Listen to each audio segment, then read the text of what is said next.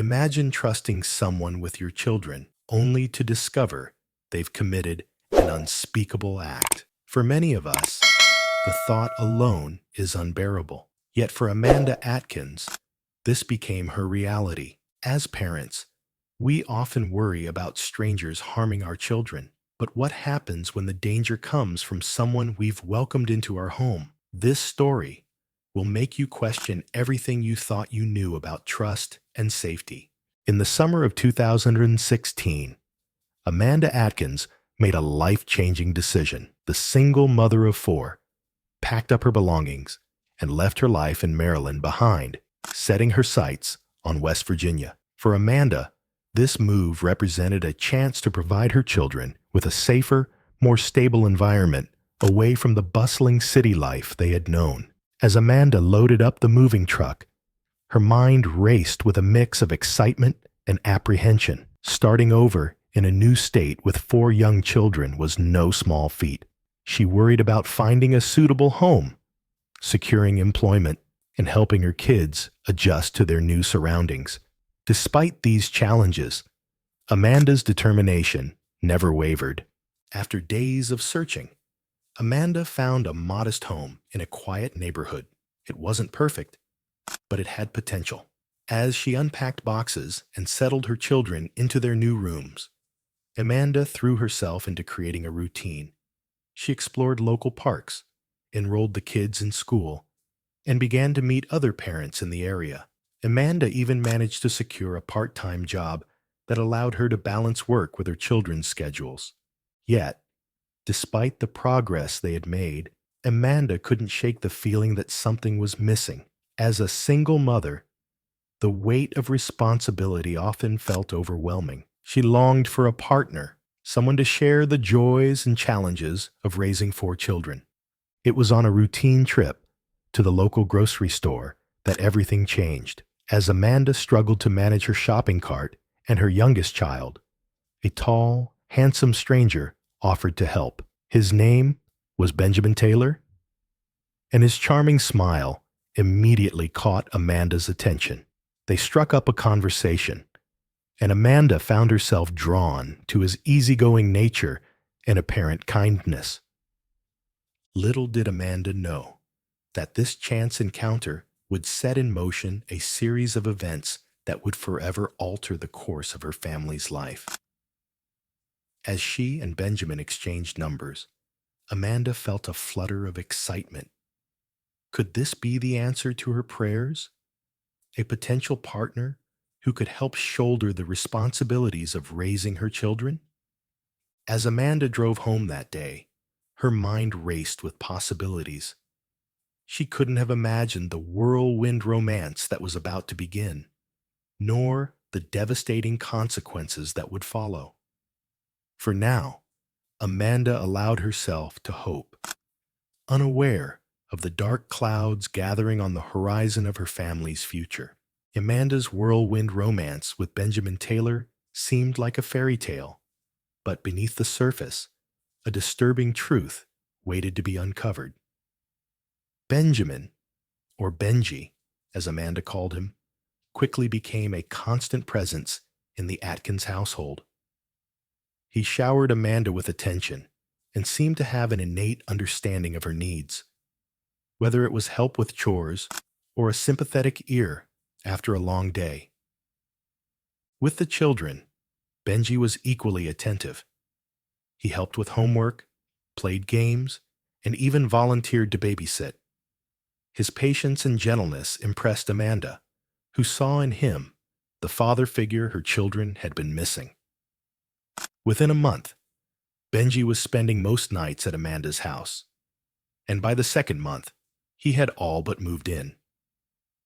Amanda's friends and family expressed concern about the rapid development, but she brushed off their worries.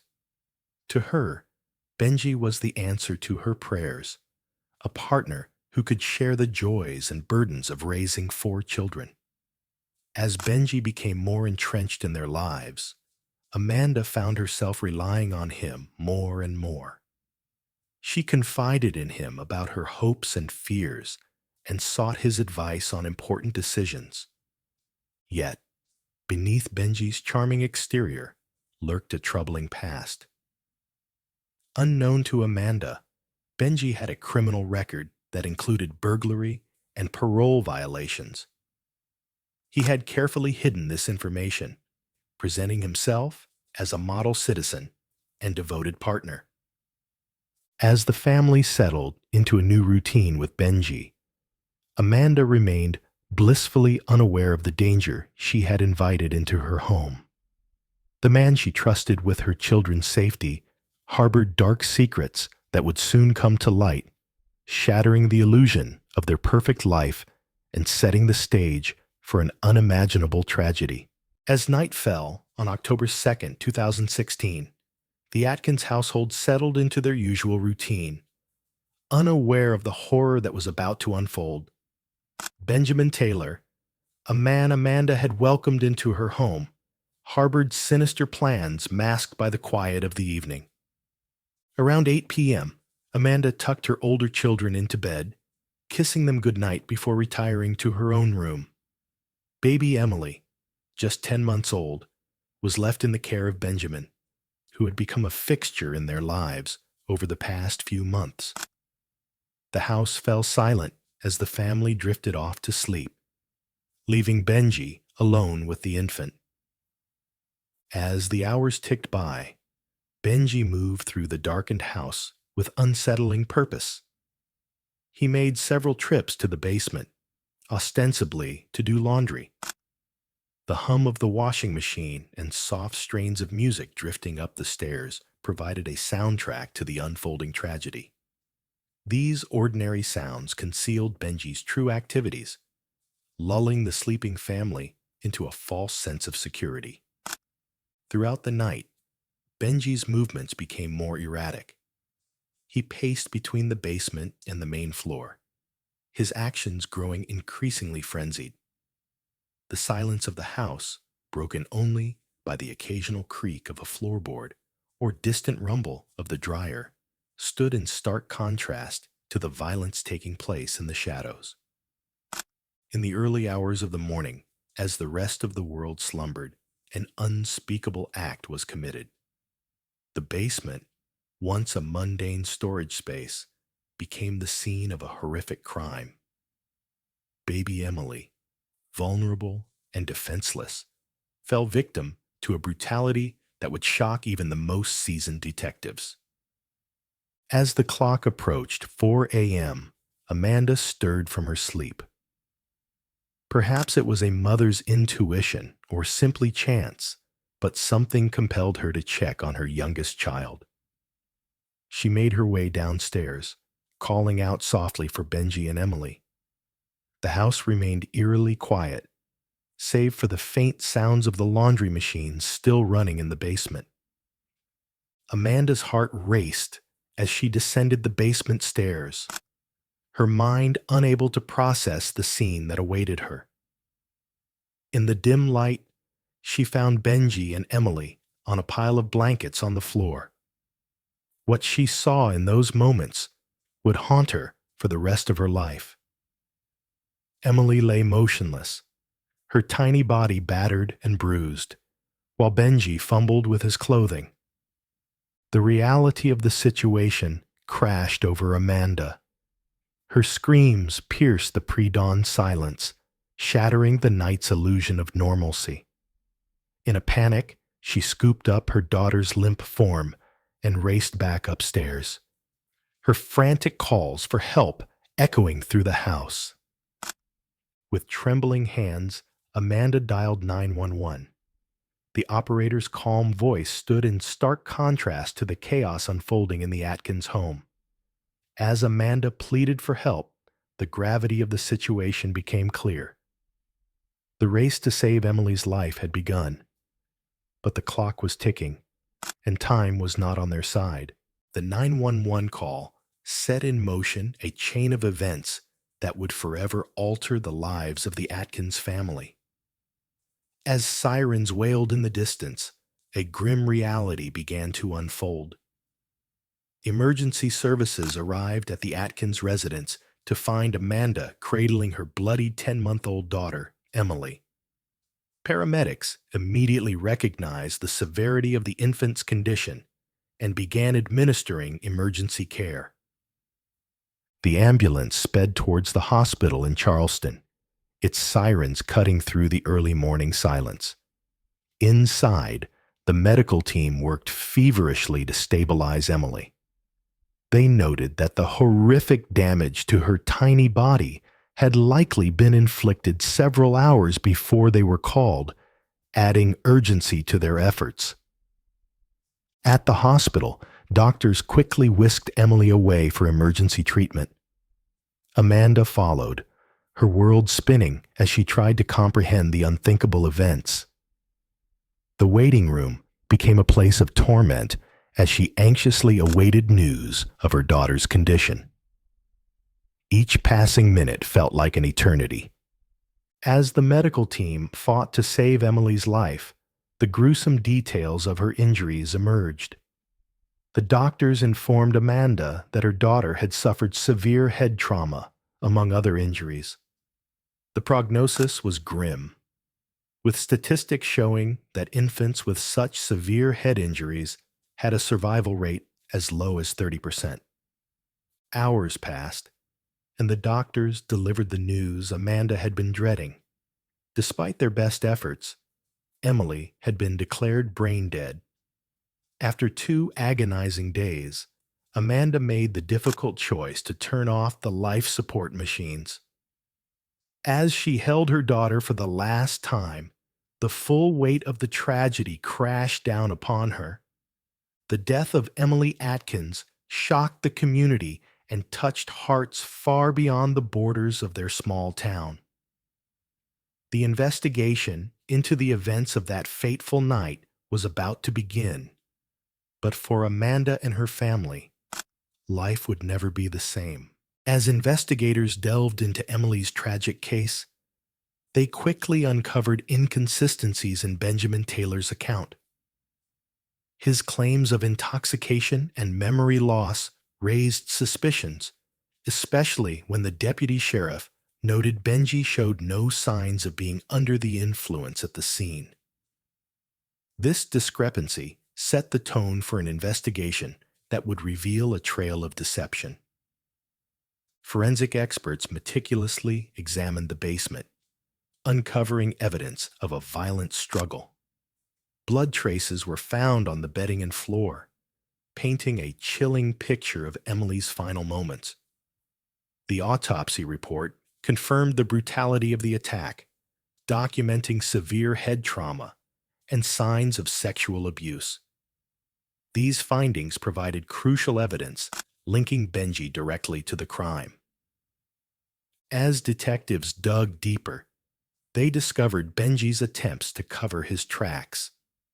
He claimed to have no memory of washing Emily's blood down the sink, yet evidence suggested otherwise. This apparent effort to destroy evidence strengthened the case against him, revealing a consciousness of guilt that contradicted his protestations of innocence. The investigation took a decisive turn when investigators examined Benji's phone.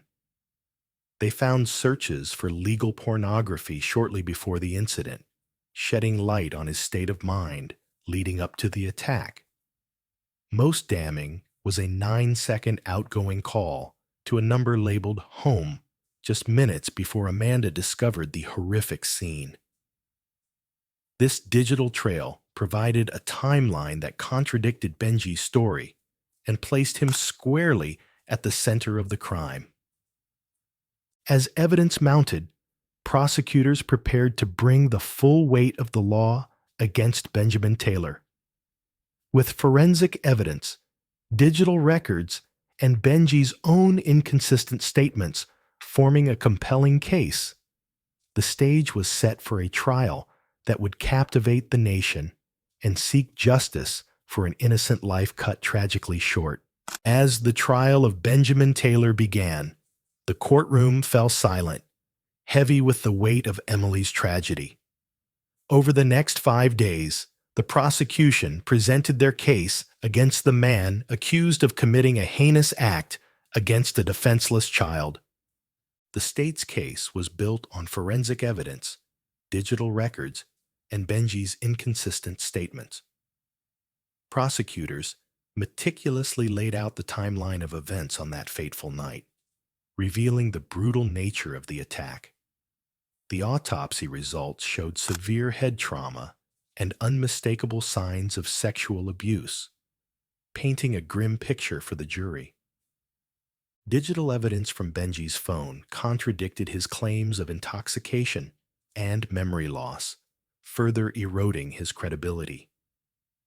As the trial progressed, the defense attempted to cast doubt on the prosecution's case by questioning the thoroughness of the investigation. But their efforts seemed futile against the mounting evidence. The emotional climax of the trial came with Amanda's testimony. Recordings of her frantic 911 call filled the room with raw anguish, leaving many in the courtroom visibly shaken. Amanda's account of discovering her daughter's battered body brought the horrific reality of the crime into sharp focus. In a surprising turn, Benji's mother and brother took the stand as character witnesses, attempting to portray him in a positive light.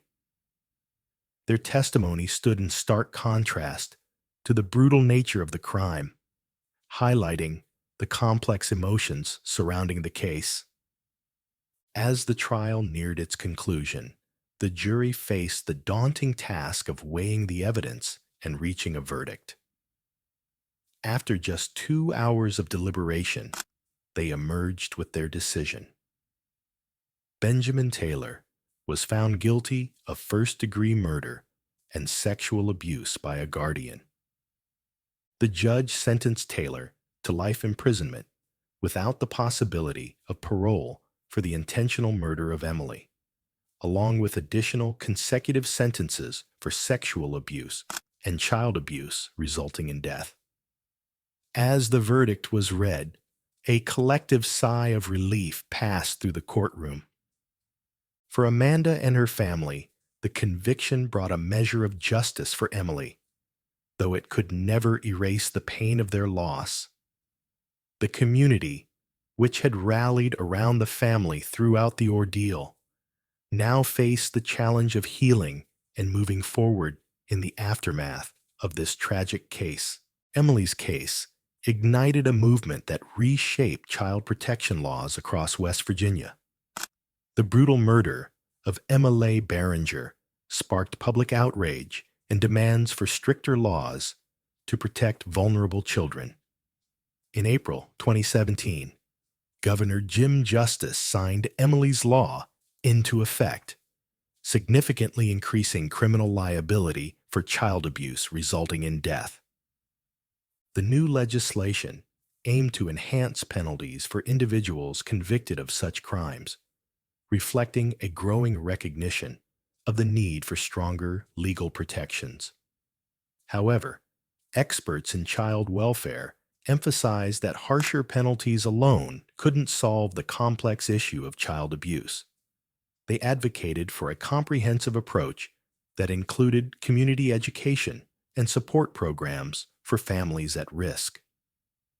As news of Emily's Law spread, it sparked conversations about child safety across the state and beyond.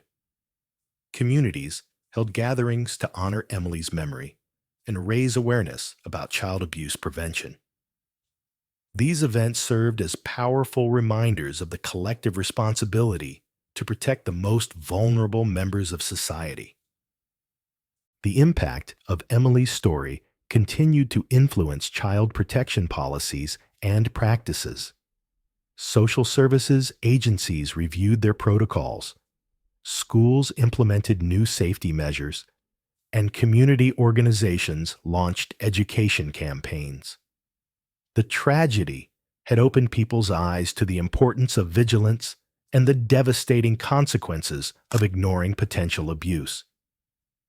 As West Virginia adapted to the new legal landscape shaped by Emily's Law, questions arose about its effectiveness. Would stricter penalties deter child abuse? Could increased awareness and support programs prevent future tragedies? Only time would tell. But Emily's short life had undeniably changed the state's approach to child protection. Emily's tragic fate serves as a stark reminder of the vulnerability of children in our society. Her story underscores the critical importance of community vigilance and careful trust building when it comes to protecting the innocent. Legal reforms, like Emily's Law, are crucial steps forward, but they alone cannot prevent such heartbreaking incidents. As a community, we must remain alert to potential signs of abuse and support programs that work to prevent child maltreatment. Organizations like the National Child Abuse Coalition and Prevent Child Abuse America offer valuable resources and advocacy. By raising awareness, reporting suspicions, and getting involved with local child protection efforts, we can create safer environments for children. Emily's short life compels us to remain ever vigilant in safeguarding the most vulnerable among us. Her memory serves as a powerful call to action, urging us all to take responsibility for the safety and well-being of children in our communities.